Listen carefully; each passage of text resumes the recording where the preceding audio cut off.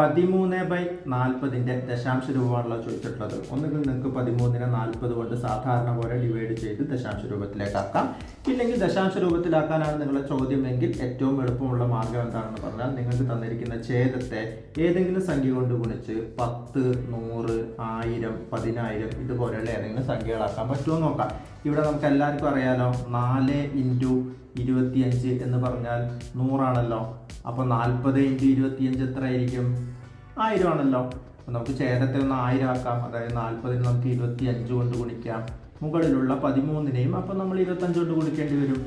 താഴെ ഛേദം നമുക്ക് 1000 കിട്ടി. മുകളിൽ 25 × 13 എന്ന് പറഞ്ഞാൽ 10 25 250 75 325 കിട്ടുക. 325/1000 എന്ന് പറഞ്ഞാൽ നമ്മൾ 3 ദശാംശ സ്ഥാനങ്ങൾ ഇട്ട് കൊടുക്കണം. 0.325 കിട്ടും. ഇത് നമ്മുടെ ഓപ്ഷനിൽ ബി 0.325 ആണല്ലോ. അപ്പോൾ അതാണ് നമ്മുടെ ഉത്തരം, ഓപ്ഷൻ ബി.